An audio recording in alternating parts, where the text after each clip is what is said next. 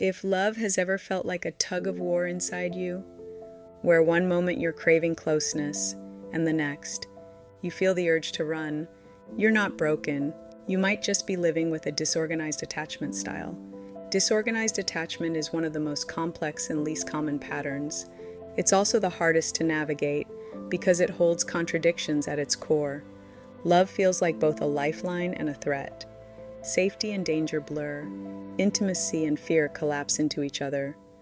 Welcome back, love alchemists, and welcome to Love Detox, a series for those who are done mistaking chaos for connection. In this first episode, we're diving deep into disorganized attachment, not from a clinical lens, but a soul-healing one. This is about reclaiming your nervous system, rebuilding your sense of safety, remembering your intuition, and finally, rewriting the story of what love feels like in your body. In this video, you'll walk away with a compassionate understanding of disorganized attachment, how it impacts your relationships, and self-worth. The first steps toward healing and becoming secure. But before we begin, let me say this clearly.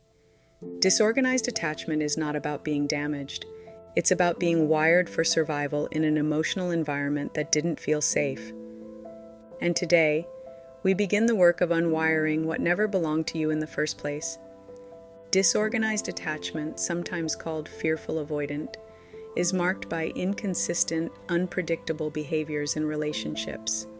It's a pattern where the person you long for is also the person you fear. You want closeness, but when they get too close, your nervous system panics.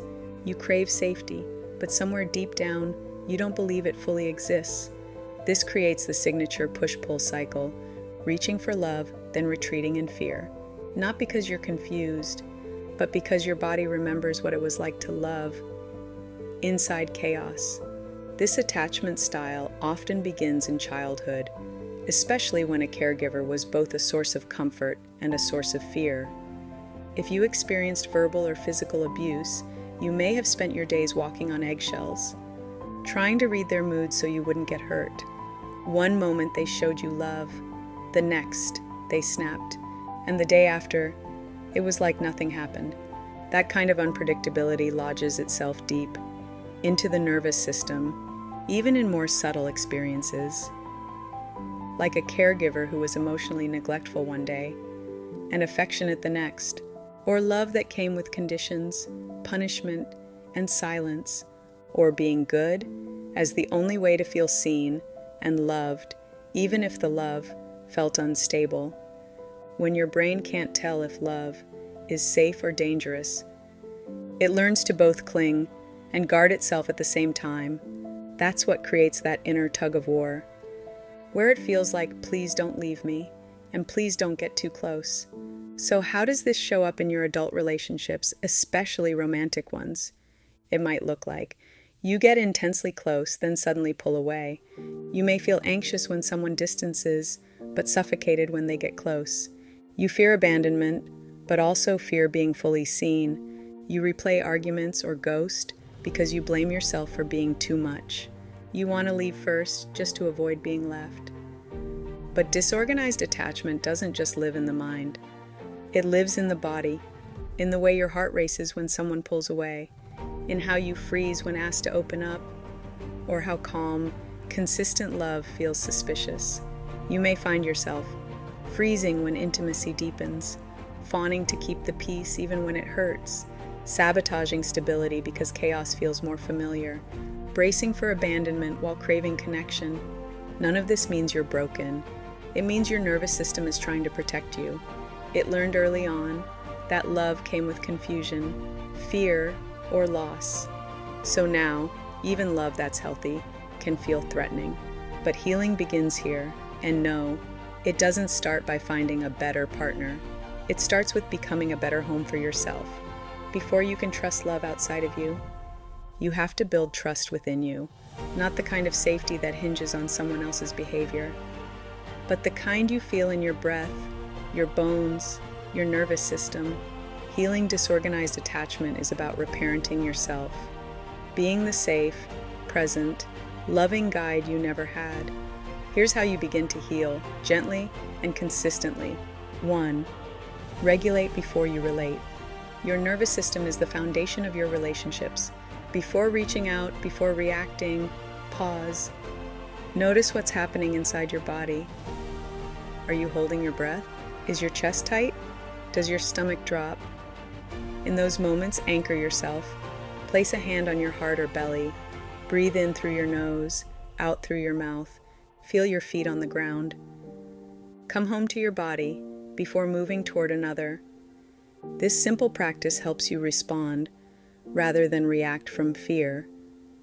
2. Reconnect with your inner child. The part of you who learned that love meant danger or performance is still waiting to feel safe. It may show up as anxiety, clinginess, emotional outbursts, or numbness. Speak to this part with kindness, even if it feels messy. You can try writing a letter to that part of you from your adult self.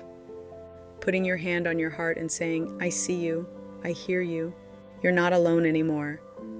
Doing something you love, painting, dancing, lying in the sun, to let that part of you know joy is still allowed. They don't need perfection, they need presence. 3. Honor your boundaries. Boundaries are not walls to keep people out. They are bridges that teach others how to meet you.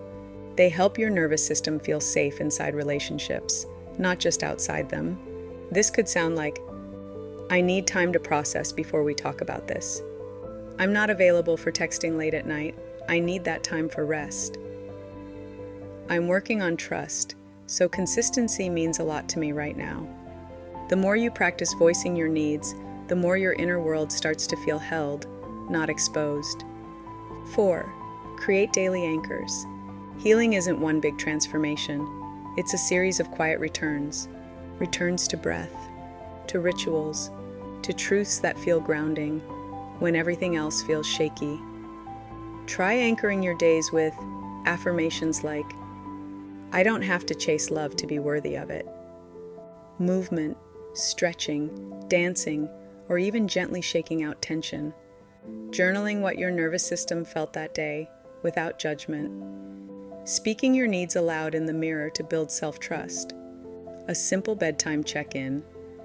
Did I feel safe today? What helped? What didn't?